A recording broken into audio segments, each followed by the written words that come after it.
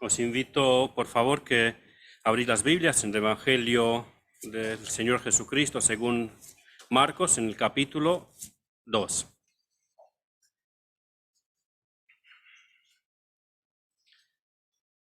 El Evangelio según Marcos, capítulo 2.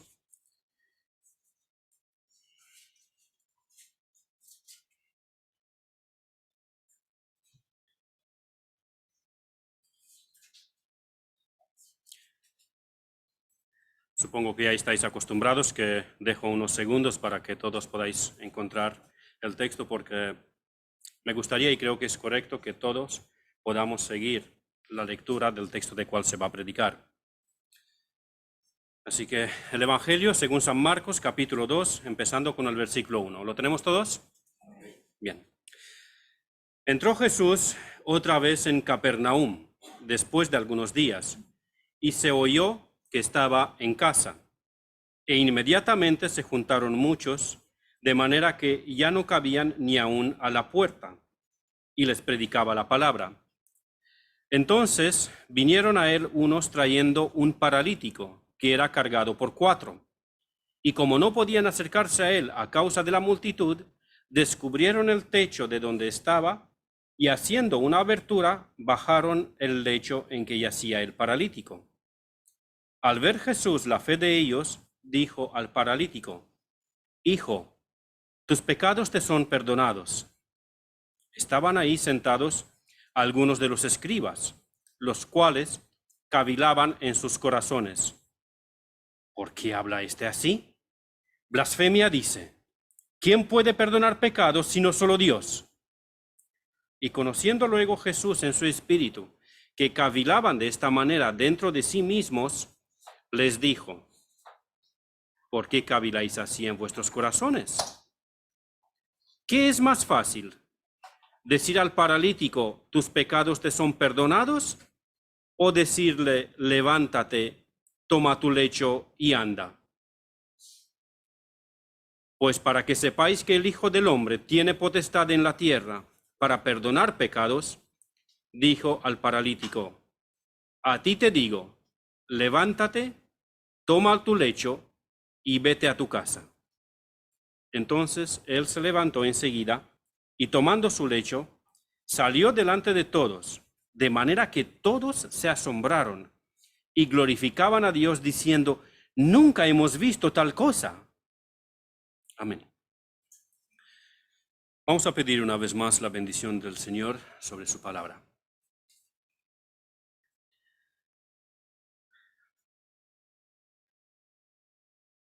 Señor y Padre,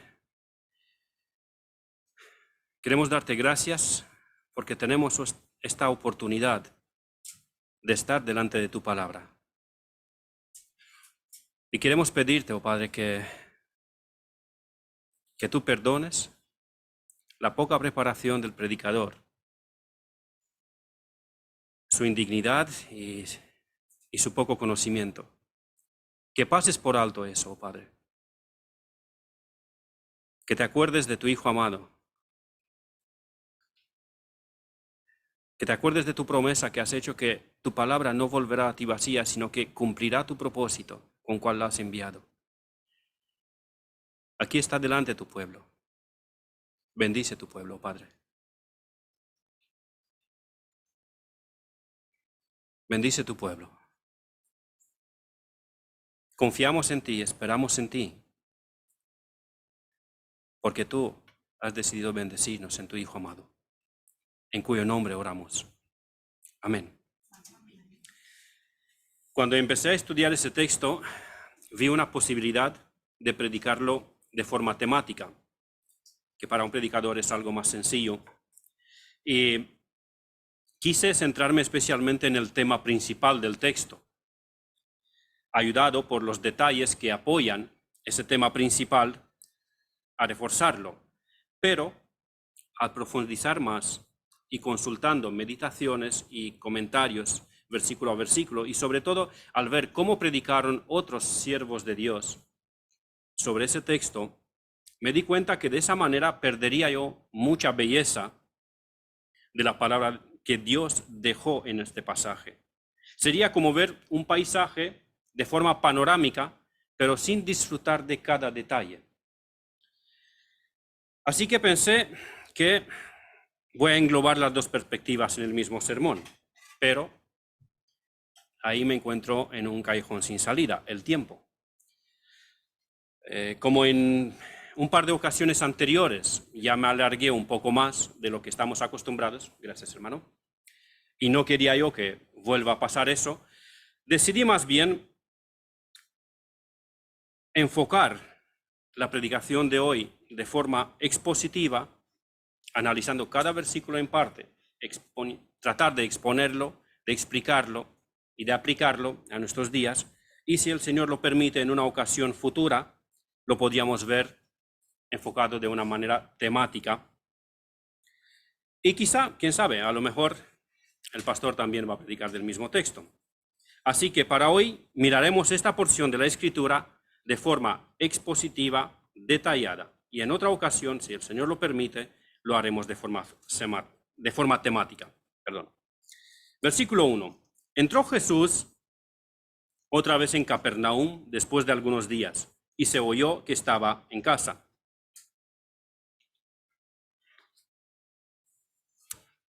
Capernaum era una ciudad a la orilla del mar de Galilea, un mar de agua dulce, si se puede llamar mar, quizá más bien un lago.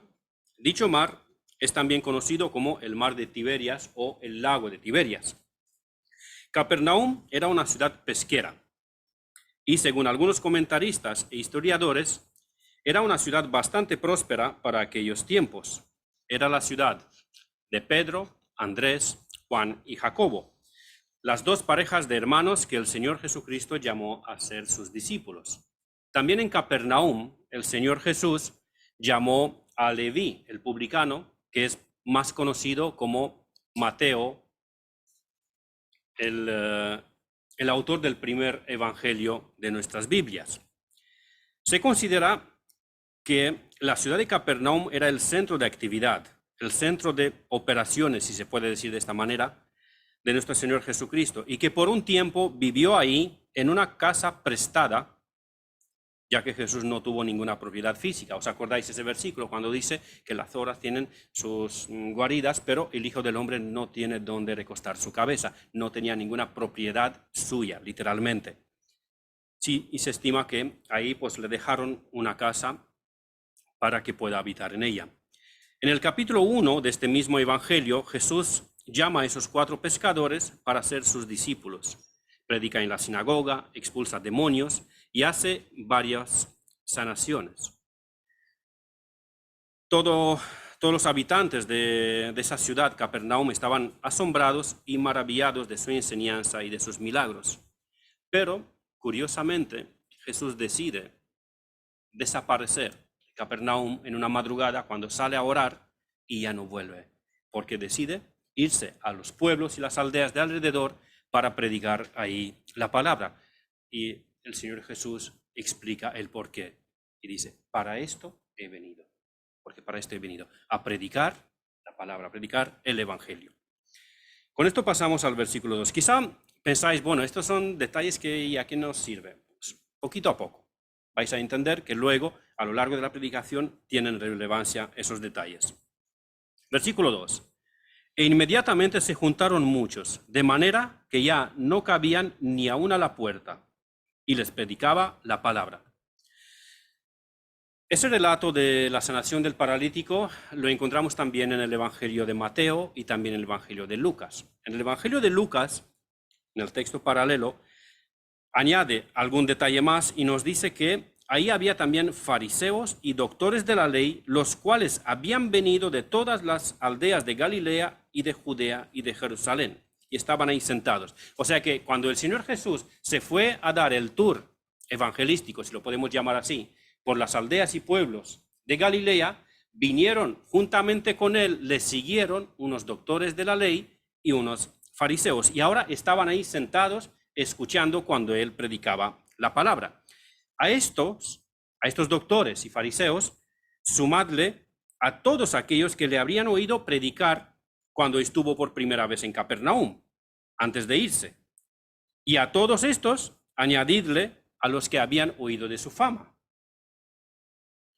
Y si queréis añadirle también a los que habían querido estar ahí para alguna sanación, para algún milagro, y estaban ahí presentes. De tal manera que ahí ya había una multitud, dice Lucas en su relato. Había una multitud.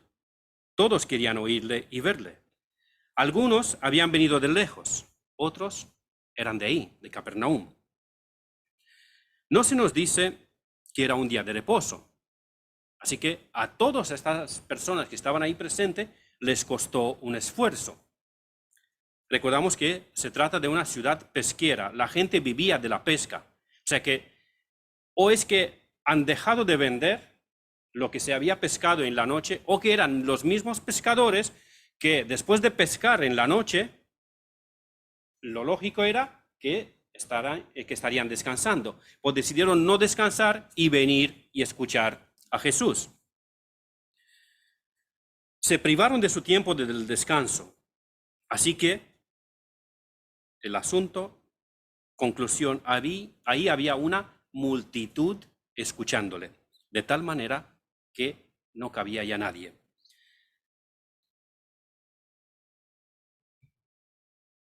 Permíteme preguntarte, ¿qué tan importante es para ti? Sabes que siempre pregunto directamente. Es mi forma de ser y creo que no llego a ser irrespetuoso. Y si para alguien es irrespetuoso, que me disculpe, por favor. ¿Qué tan importante es para ti escuchar a Jesús? Sabemos de sobra que no me refiero a escucharle físicamente, literalmente, escuchar a Jesús. Yo soy Constantín, no soy Jesús. No hablo de eso. Pero, ¿qué tan importante es para ti escuchar a Jesús? Hablando por medio de su palabra, por la predicación, por la lectura de su palabra predicada, por la lectura de su palabra, por la meditación que estamos escuchando. ¿Te apartas tiempo de forma voluntaria para asistir a los cultos de tu iglesia? Es importante para ti y dices, no, el domingo por la mañana o el jueves por la tarde no hay otra cosa en mi horario. Esto es apartado para Dios, porque ahí quiero juntarme con mis hermanos y escuchar la palabra de Dios. ¿Te apartas tiempo para leer la Biblia? ¿O tú solo vienes a los cultos cuando no tienes otra cosa que hacer? Y lees la Biblia solo cuando te acuerdas o cuando te apetece.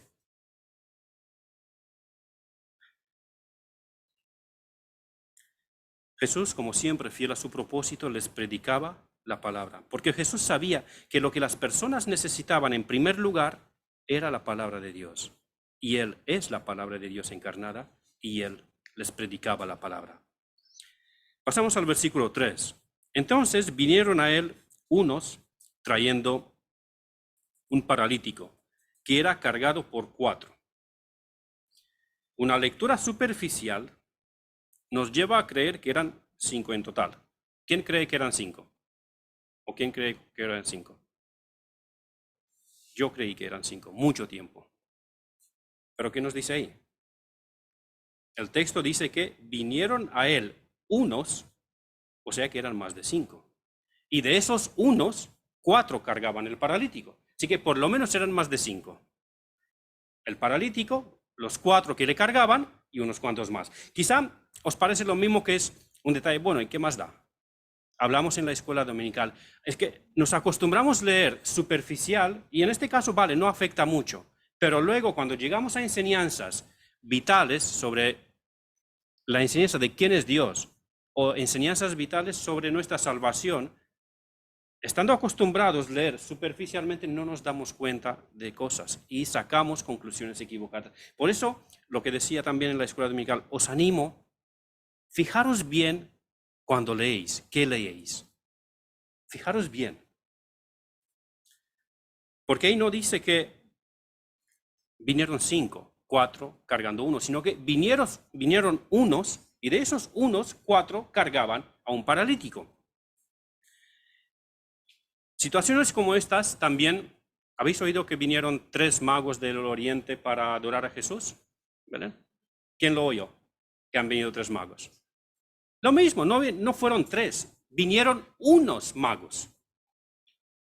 La tradición católica hasta te da los nombres y dice seguramente uno tenía que ser negro para que sean inclusivos y que no hay problema, que no se moleste nadie. ¿Y dónde dice esto en la Biblia? ¿Dónde lo dice? Podían ser chinos los 3, los 30 o los 50 o los que fueran. Vinieron unos.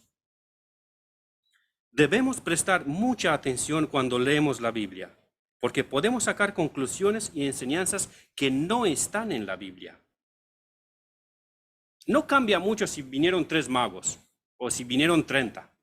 En esa situación no. Pero si luego lees otra enseñanza, por ejemplo, por gracia sois salvos, por medio de la fe, y esto no es de vosotros, sino que es don de Dios. Si preguntas a un católico, un conocedor bien de teología católica, te van a decir, no, nosotros no creemos que somos salvos por obras, somos salvos por gracia. Pero le dan un sentido diferente a la gracia. La gracia no es el don inmerecido de Dios que nos salva, sino que la gracia es lo que nos capacita para hacer obras merecedoras de salvación. Así que por esas cosillas tenemos que tener mucho cuidado cuando leemos la Biblia y qué enseñanzas estamos sacando, porque es muy fácil que nos engañen luego. Otra aplicación a este versículo, pero solamente para los que son salvos. Esos amigos del paralítico lo llevaron a ese paralítico ¿a dónde? A Jesús. Tú, si eres salvo, ¿tú llevas a tus amigos a Jesús? Estos amigos del paralítico tenían claro que lo que necesitaba el paralítico, el enfermo, era llegar donde Jesús. Creían eso y actuaron conforme a su fe. ¿Tú a dónde llevas a tus amigos? El día jueves de esta semana tuvimos un extraordinario testimonio, espero que no se sientan mal que doy este ejemplo. Una joven confesó cómo su tío la llevó a Jesús. Claro, ella utilizó otras palabras, lo dijo de otra manera, pero en esencia es esto. Ella dijo, mi tío me llevó a Jesús. Gloria a Dios. ¿Tú a dónde llevas a tus amigos y familiares?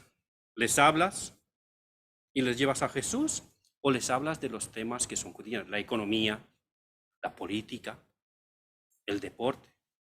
Esta semana, si tú lo haces así, esta semana las noticias te lo han puesto en bandeja. Con Rubiales tienes las 3 cosas en un mismo paquete. Hay economía, hay política y hay deporte en un tema solamente.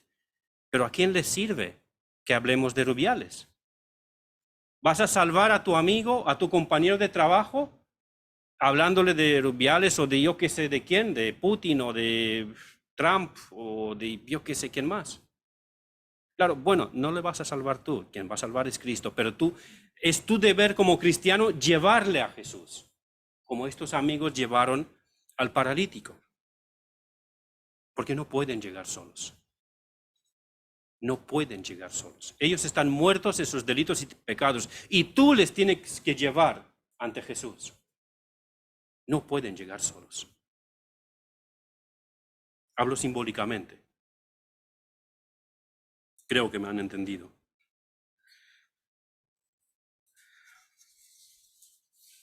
Versículo 4. Como no podían acercarse a él a causa de la multitud, descubrieron el techo donde estaba y haciendo una abertura bajaron el lecho en que yacía el paralítico.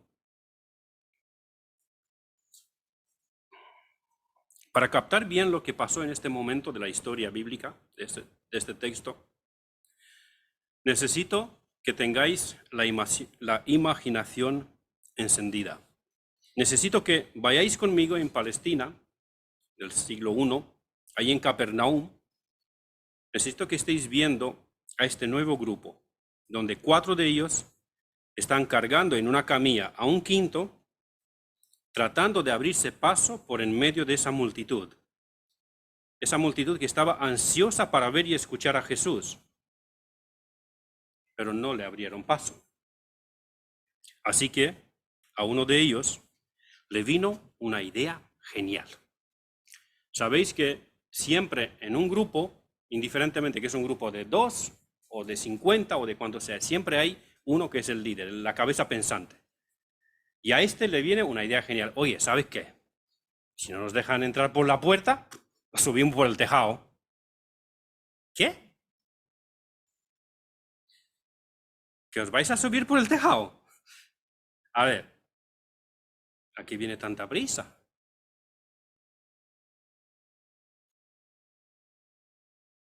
Espera un momento, que termine el evento, cuando se va todo el mundo a su casa, y luego acercáis a vuestro amigo a Jesús. Pero los amigos y el paralítico no quisieron arriesgar, porque la vez anterior, cuando Jesús estuvo en Capernaum, de un momento a otro ya no estaba en Capernaum. Se fue un día a orar y ya no volvió durante mucho tiempo. Y ellos dicen no. Me lo estoy imaginando, no leemos eso en el texto, me lo estoy imaginando, lo estoy suponiendo. Creo que es la interpretación, la suposición más lógica. Ellos pensaron, no. ¿Y si Jesús se va otra vez? En el versículo 1 habíamos leído que después de algunos días, volvió a Capernaum. Pero es una expresión, no es literal algunos días, porque nos dicen los otros evangelios que el Señor Jesucristo había dado un tour por toda Galilea, predicando de pueblo en pueblo. Yo creo que más bien habían pasado meses hasta que volvió de nuevo a Capernaum. Eso de que Jesús entró otra vez en Capernaum después de algunos días es más bien como te dice un mexicano ahorita. Sí, si un mexicano, me decía mi esposa cuando éramos novios, ahorita hablamos. Pues ese ahorita puede significar dentro de un minuto, mañana, dentro de un mes o nunca. Si lo preferís en español es hoy no, mañana. Lo sabéis, ¿no? Un amigo mío, Mateo Gil, vino, él es inglés, el director de Peregrino. Cuando vino como misionero, al principio aquí en España, llevó un día pues, su coche al taller. Se le había roto el coche y lo llevó a un taller. Y le preguntó, con lo poco español que podía hablar en ese momento, ¿y cuándo va a ser el coche arreglado? Y el mecánico le dice, hoy no, mañana. Y el día siguiente Mateo se va al taller. Oye, he venido a por el coche. ¿Y te he dicho yo que vengas a por el coche? Sí, ayer me dijiste que hoy no, mañana. No, le dice el mecánico, te dije hoy no, mañana. O sea, algo parecido, ¿lo entendéis, no? Vale. Pues entonces, los amigos del paralítico y el paralítico dijeron, si el Señor Jesús se va otra vez, a saber cuándo viene o a saber si viene. Y la situación de ese hombre era terrible, era tremenda. Dijeron, no queremos esperar más. Ese hombre estaba, intentad imaginaros, ese hombre dependía de ayuda para cualquier cosa, la más básica. Era paralítico. No podía ni comer solo, ni beber solo, no podría lavarse solo, no podría ni ir al baño solo. Necesitaba que alguien le lleve, que alguien le haga las cosas más básicas. Era tremendamente difícil para él y tremendamente humillante que un adulto dependa de otro para las cosas más básicas. Y si al otro le apetece atenderte. Porque si no, te quedas tal cual.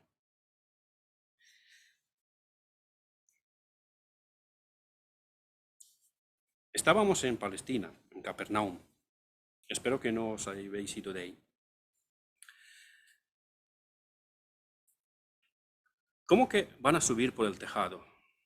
Necesitamos de nuevo ver las casas de Palestina del siglo I. No eran como son las nuestras. Las casas de Palestina del siglo I eran casas muy bajitas, de una sola planta, con un tejado plano, un techo plano, un muro alrededor del tejado. Si os acordáis, en Levítico era mandato por Dios que tenían que hacer un muro, un perímetro alrededor del tejado, para que si alguien sube al tejado que no se pueda caer. Y para acceder al tejado había una escalera hecha. Las casas eran muy cercanas una a otra y se estima que se podía saltar del tejado de una casa al tejado de otra sin mucho esfuerzo. Y según Juan Carlos Rail, esas casas tenían habitualmente un patio interior y desde los muros de ese patio interior salían marquesinas, que eran unas vigas sobre cual apoyaban ramas, y sobre esas ramas barro mezclado con paja. Debajo de este tejado, dentro del patio interior, la gente se escondía de la lluvia o del calor, y se supone que en ese patio interior, debajo de una de esas marquesinas, estaba Jesús sentado predicando la palabra. Así que esos amigos, muy probablemente por la multitud, ni pudieron subir al tejado de la misma casa, sino que tuvieron que subir al tejado de otra casa y de ahí pasando de tejado en tejado hasta que llegaron a la casa donde Jesús predicaba. Y lo que descubrieron no fue el techo, según Juan Carlos Rail, no fue el techo de la misma casa, no abrieron y ahí debajo era la cama o la cocina, sino que descubrieron el techo de esa marquesina donde Jesús estaba predicando. Es una suposición, por supuesto, pero parece bastante lógica. Así que lo que ellos tuvieron que descubrir era el techo de esa marquesina. A mí me asombró, al entender esas cosas, me asombró la paciencia extrema de Jesús en esta situación. Si tú estuvieras en esa situación, predicando ahí, ¿qué harías?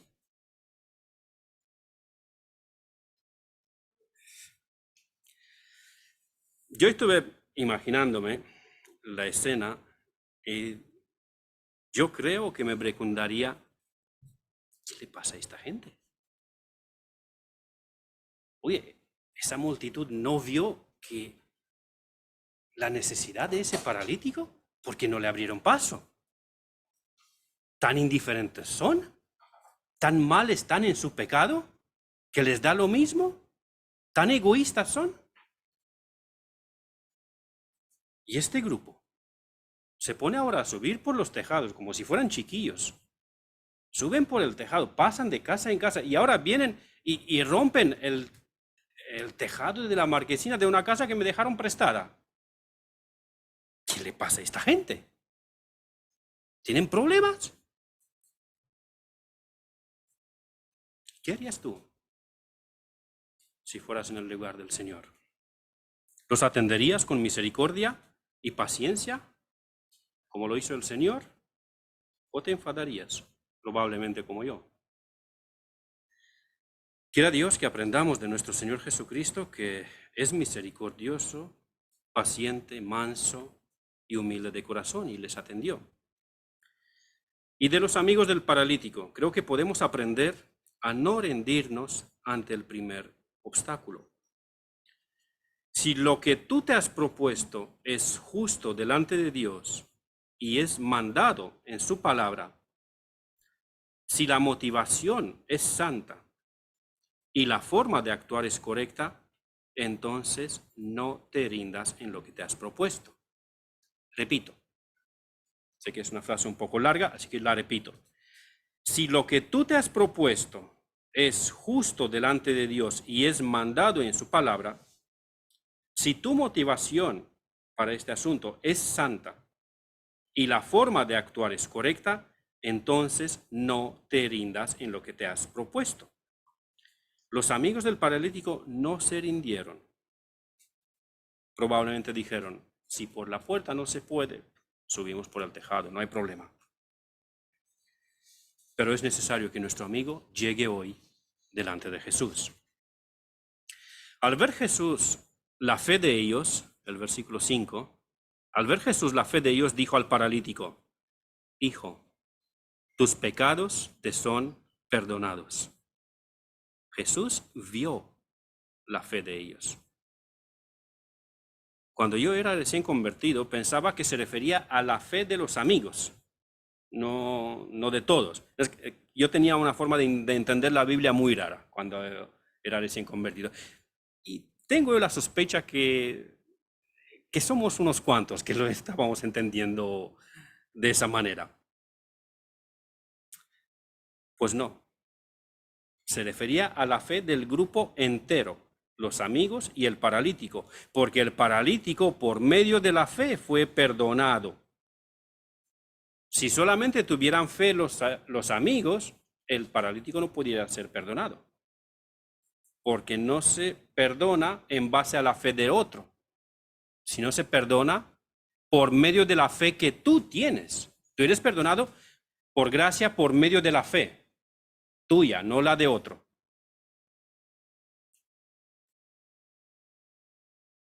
Jesús, que es Dios hecho hombre, y ante él todo es descubierto, vio la fe de ellos. ¿Pero qué es la fe? En Hebreos 11:1 tenemos una media definición sobre qué es la fe, y dice así: es pues la fe la certeza de lo que se espera, la convicción de lo que no se ve. Creo que muchos ya lo sabéis de memoria. Es pues la fe la certeza de lo que se espera, la convicción de lo que no se ve. ¿Pero certeza en qué? ¿Certeza en qué? Certeza en la palabra de Dios, certeza en sus promesas. La fe es la convicción que, aunque yo no veo cumplida la promesa de Dios, estoy convencido que la veré. ¿Por qué? Porque Dios la prometió. La fe solamente puede estar depositada en las promesas de Dios y no en su poder, en lo que Él puede hacer. Repito, porque esa también es importante. La fe solamente puede estar depositada en las promesas de Dios y no en su poder o en lo que Dios puede hacer. Por ejemplo, yo sé que Dios me puede hacer rico. ¿Alguien duda de aquí que Dios nos puede hacer ricos a todos? Y yo sé incluso y creo que si Dios quiere, cuando yo voy hoy a mi casa y abro el grifo del fregadero, en vez de agua sale oro. Yo sé que Dios puede hacerlo, pero no tengo ninguna promesa en la Biblia que diga que de mi fregadero va a salir oro. Sería absurdo que piense eso.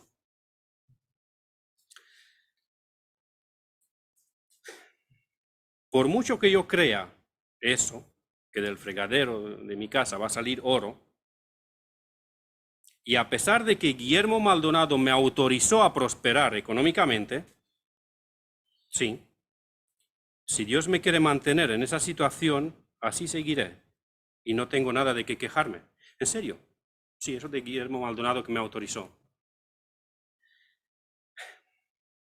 Hace poco tiempo escuché una charla, porque no puedo llamarla predicación, y ya expliqué el por qué. Escuché una charla de Guillermo Maldonado y él lo dijo así: con su autoridad apostólica me autorizó a prosperar económicamente.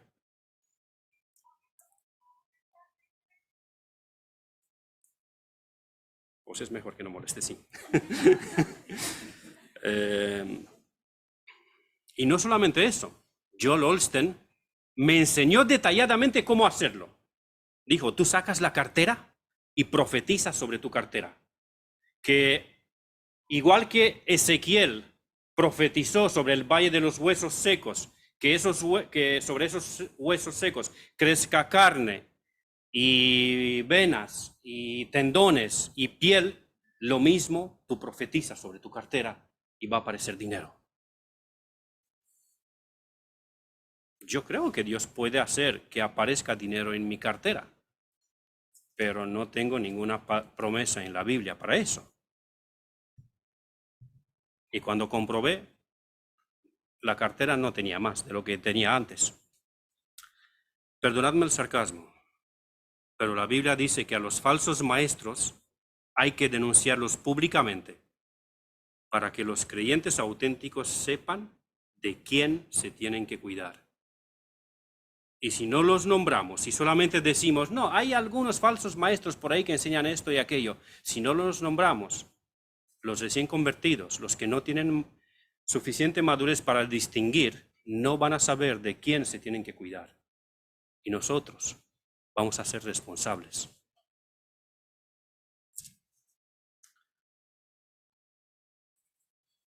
Alguno dirá, pero a ver, en la Biblia dice que Dios es el dueño de la plata y del oro, y que en su sangre hay sanidad, y por su llaga fuimos curados. Sí, lo dice, pero no es una promesa universal, es una promesa particular. A algunos Dios les ha prosperado, a otros les ha sanado, pero no a todos los ha prosperado y sanado. No es universal, es particular.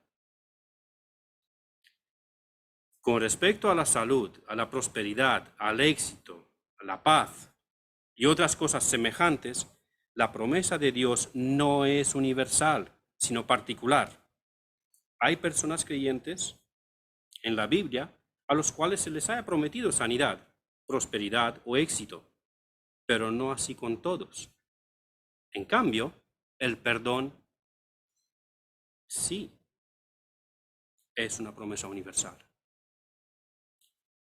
Es diferente. Todo aquel que se acerca con fe a Cristo y lo confiesa como Señor y Salvador será salvo. Eso sí es universal y eso sí está escrito aquí en la Biblia. Todo aquel que se acerca a Cristo y lo confiesa como Señor y Salvador será salvo. Con el paralítico, Cristo trata en primer lugar el problema de mayor importancia, el problema más relevante del paralítico. Y ese problema no era su parálisis, sino su pecado.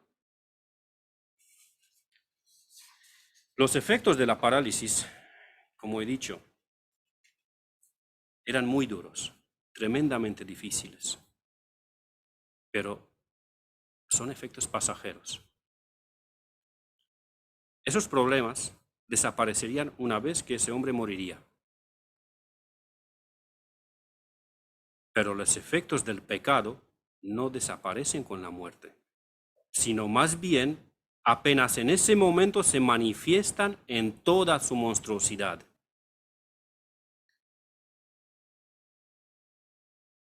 La parálisis de ese hombre era algo terrible, era muy duro, pero no era su peor problema. Su pecado era un mayor problema, porque el pecado tiene efectos eternos. El paralítico recibió por gracia, por medio de la fe, el perdón de sus pecados. Si tú hoy no tienes tus pecados perdonados, te invito a que tengas misericordia de tu alma y que te acerques a Cristo en arrepentimiento y fe y le pidas que te salve. Y si aún no has entendido qué es la fe, permíteme ilustrarlo con una anécdota. Se cuenta que una vez había una demostración por parte de un equilibrista famoso y para demostrar su habilidad pidió que le tensen una cuerda entre dos puntos bien altos y separados entre ellos. Supongamos que eran dos edificios. Le tensaron la cuerda y él preguntó a la multitud que le estaba viendo, ¿creéis que puedo cruzar de un lado a otro? Sí, dijeron todos, sí, creemos. Cruzó, aplausos, qué bien. Cuando ya estaba en el otro punto, pregunta, ¿creéis que puedo cruzar llevando una carretilla? Sí, claro. Agarró una carretilla y cruzó por la cuerda de una punta a otra llevando la carretilla. Otros aplausos. ¿Creéis, pregunta el equilibrista, que podía cruzar una tercera vez, pero esta vez llevando una persona en la carretilla? Sí, claro. Y pregunta, ¿quién se ofrece voluntario?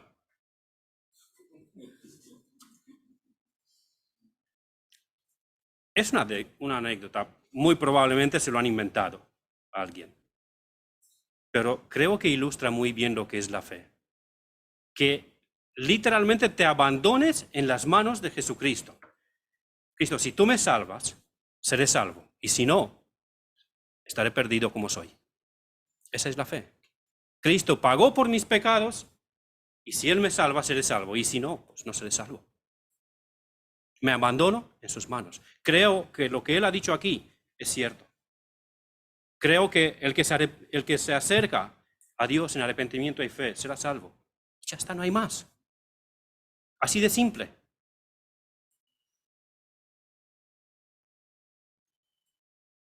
La fe no es decir, bueno, sí, sé que Jesús murió en la cruz por los pecados de su pueblo.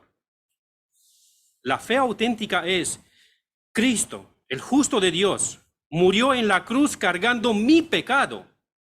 Él fue herido por mis rebeliones, morido por mi pecado.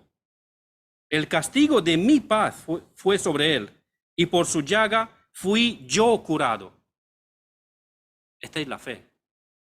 Hace suyo las promesas de Dios. Lo cree. Te ruego que tengas misericordia de tu alma. Si tú no eres salvo, ten misericordia de tu alma y abandónate en las manos del Salvador. Él prometió que todo aquel que a Él viene no le echará fuera.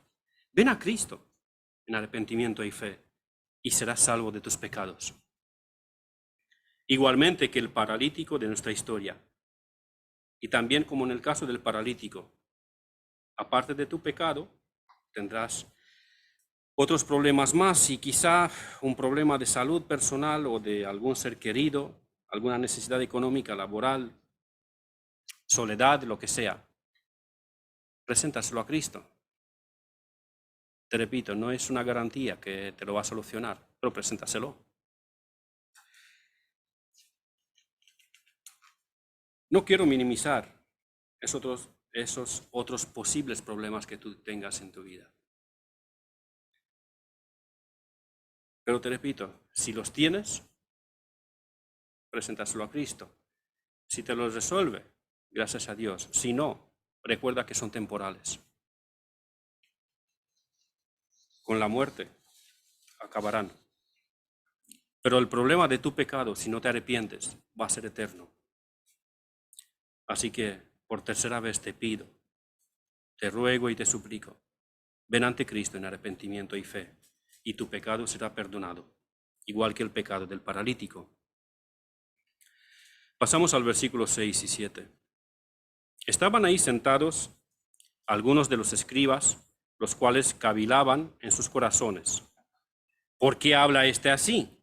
Blasfemias dice. ¿Quién puede perdonar pecados sino solo Dios? Haré una afirmación que os va a chocar a todos, pero por favor todavía no agarrad las piedras. Los escribas tenían razón, salvo, no tirad las piedras, ¿vale? Los escribas tenían razón, salvo con una excepción, si Jesús era Dios. Si Jesús no fuera Dios,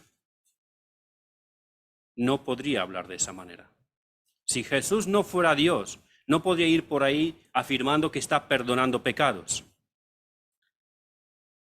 Porque solo Dios puede perdonar el pecado de un ser humano. En ese sentido, los fariseos, los escribas, tenían razón. Solo Dios puede perdonar pecados. ¿Cómo habla este así?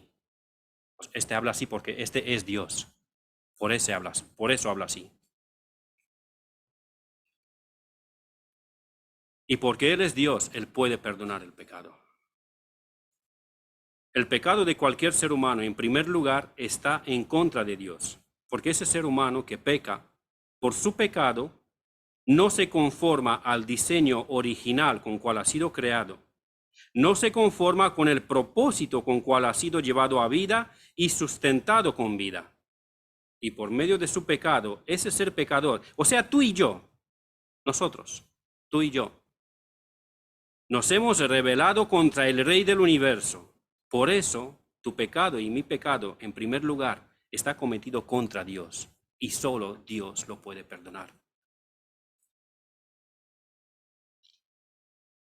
Si piensas, bueno, pues si pecado está en contra de mi prójimo, de mi vecino, en contra de la naturaleza, ¿sabes qué? Tu prójimo y la naturaleza también le pertenecen a Dios. Y tú mismo le perteneces a Dios. Así que mi pecado y tu pecado, en primer lugar, está en contra de Dios. Y solo Dios puede perdonar tu pecado. No te lo puede perdonar un cura, un pastor, un sacerdote, nadie, solo Dios. Si Cristo no fuera Dios, los escribas tenían razón. Pero Cristo es Dios y en su infinita misericordia se los demuestra en este mismo momento de dos maneras. Vamos a ver la primera, versículo 8. Y conociendo luego Jesús en su espíritu que cavilaban de esta manera dentro de sí mismos, les dijo: ¿por qué caviláis así en vuestros corazones? Enseguida Jesús supo lo que estaban pensando. Es más, como Dios, Jesús es omnisciente, o sea, que Él conoce todo lo que existe en el universo, cosas y seres materiales o espirituales. Conoce los hechos, las palabras, los sentimientos y los pensamientos, tanto los del pasado, los del presente y los del futuro. Conoce todo. No es que en ese momento conoció, ya sabía de antemano. Y ahí a mí me viene una pregunta: Jesús, vamos a ver, si ya sabías que los fariseos y los escribas, los doctores de la ley, van a reaccionar así, ¿por qué no te has ahorrado el conflicto y simplemente le has dicho, como muchos otros, tu fe te ha sanado, ve en paz? ¿Por qué tuviste que decirle tus pecados te son perdonados? Para entrar en ese conflicto, en ese problema. Bueno, a esa pregunta, con la ayuda de Dios, contestaremos en la siguiente predicación. El tiempo es muy avanzado, ya no nos da para esto. Y así venís con ganas la siguiente vez. A todos ahí presentes, Jesús les demuestra que es Dios, desenmascarando los pensamientos de los escribas. Y si Dios conoce todo, y sí conoce todo, conoce tus actos, conoce tus palabras, tus sentimientos, tus pensamientos, conoce todo. Y si tú no eres creyente, si tú no tienes los pecados perdonados, esto te tiene que aterrorizar. Y si tú no eres creyente, siempre cuando estás enfrente de esa realidad de que Dios conoce todo sobre ti, tratarás de olvidarlo. Lo sé por experiencia. Antes de que Dios convierta mi alma, siempre cuando venía ese pensamiento a mi mente, trataba de pensar en otra cosa, porque es terrorífico. Saber que Dios sabe todo lo que tú has hecho, todo lo que haces, todo lo que piensas, todo lo que sientes, todo, es terrible. Te aterroriza. Pero si tú eres cristiano, esta verdad te tendrá que dar consuelo, paz, descanso. ¿Por qué? ¿Porque tú no pecas más? No. Porque Dios, ese pensamiento te tiene que dar, esa realidad, esa doctrina, que Dios sabe todo, te tiene que dar paz, consuelo, descanso, porque Dios, a pesar de que sabe todo sobre ti, decidió perdonarte y hacerte un hijo suyo.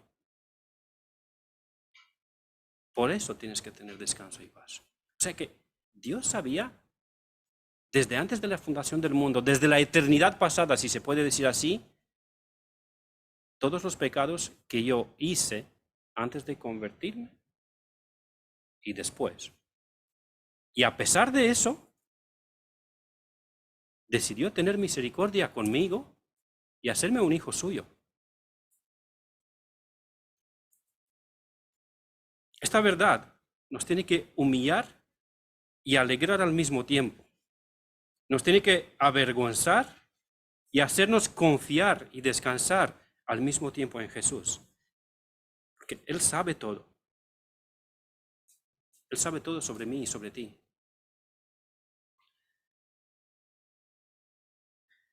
Jesús le demuestra a los presentes ahí con una segunda evidencia que Él es Dios.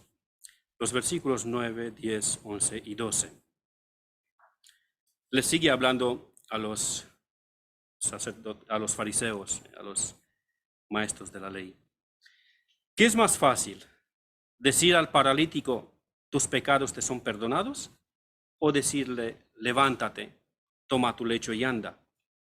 Pues para que sepáis que el Hijo del Hombre tiene potestad para perdonar pecados, dijo al paralítico, a ti te digo, levántate, toma tu lecho y vete a tu casa. Entonces él se levantó enseguida y tomando su lecho salió delante de todos, de manera que todos se asombraron y glorificaron a Dios, diciendo, nunca hemos visto tal cosa. ¿Qué es más fácil? ¿Decirle al paralítico, tus pecados te son perdonados? ¿O decirle, levántate? ¿Qué es más fácil? ¿Qué pensáis? Yo pensaba antes que era más fácil decirle, tus pecados te son perdonados, porque no se puede demostrar. Si le dices, levántate, toma tu lecho, si no se levanta, estás en un problema. Pero lo mismo, lo que dije ya un par de veces ahora, yo antes entendía la palabra de una forma muy distorsionada. Las dos cosas eran imposibles para un ser humano. El perdón de pecados y hacer esos milagros, solamente Dios lo puede hacer. Cristo, si no fuera Dios, no podía ni perdonar los pecados del paralítico, ni sanarlo. Incluso lo está diciendo. Leed con atención el versículo 10 y 11. Pues para que sepáis que el Hijo del Hombre tiene potestad en la tierra para perdonar pecados, dijo al paralítico, a ti te digo, levántate, toma tu lecho y vete a tu casa. Para eso lo sanó, para demostrar que le había perdonado al paralítico.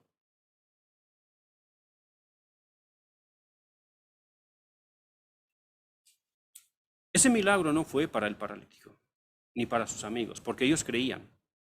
Ese milagro fue para los escribas, para los fariseos que no creían. Está diciendo, para que sepáis, estoy haciendo este milagro para que sepáis que el Hijo del Hombre tiene potestad para perdonar pecados. Que no estoy hablando así como me da la gana, no estoy hablando con ligereza.